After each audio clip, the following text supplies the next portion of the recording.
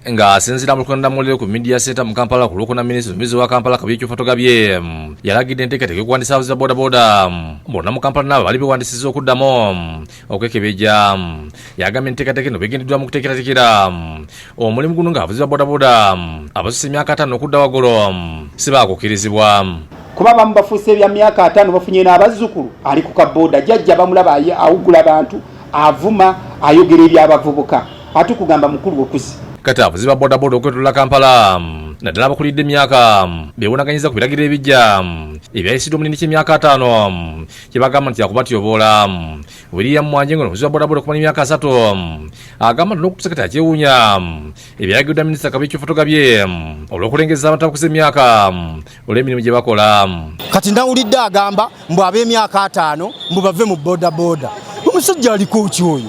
Ffe bakitaabe ate atandise tuyisaamu amaaso. Ategeeza nti bonga bakulidde emyaka tebenyigira mbikula ebimenya amateeka nga tekyetaagisa kubayisa mu maaso. Njagala ajje mu bodaboda mu Kampala akebere buli muntu ali wansi w'emyaka 35 nga alina ppiki empya ajja gisanga teriko indiketa ettala yagijjako ennamba zitunudde eri. Tosanze ko emyaka 5 nga oba emyaka 45 ngana kwatomedde nti amuvuma bamwemula.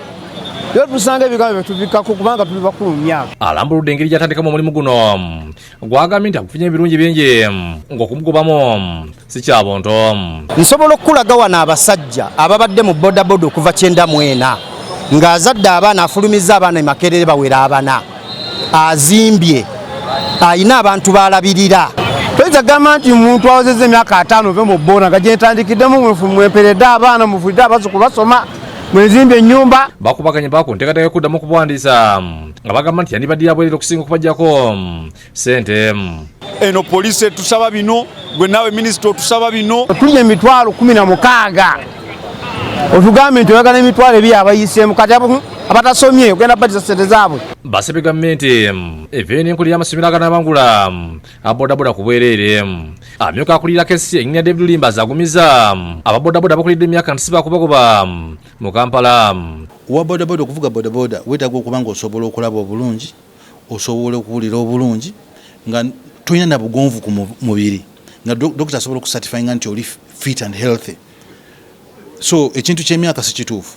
So tewali muntu alina kweraliikira because asuka emyaka 5 tetajja kukirizibwa kuvuga bodaboda. Atayinza ku bisaanyizo ebyetaagisibwa bodaboda okuwandisa n'abakunga okujjumbira enteekateeka eno ku bbalaza. Olina okubeera ne national ID, olina okubeera ne driving permit, ensonga lwaki tutandise okutendeka abantu. Olina okubeera ne PSV license. PSV license yekukkiriza kusaabaza abantu. Olina okubeera ne third party insurance as a minimum. Ebisaanyizo bino byonna ng'obifunye tujja kusobola okuwa stage ofune operating permit okuvaawo ewaffe osobola okukola. Alaze ebifo ebitali bimu bagenda okuwandisiza ababodaboda lwaki basize okubajjako emitwalo 6. Wajja kubeera ku Mperere Primary School, wajja kubeera J&K Driving School. Kisase Primary School, wajja kubeera BK Transportation Driving School. Matters Primary School Elubaga, wajja kubeera Tamales Driving School. Kitante Primary School, wajja kubeera Prestige Driving School. Nakasero Primary School, wajja kubeera Country View Driving School. Desani Mutyaba yakusakidde Gulin ku Lwakere TV.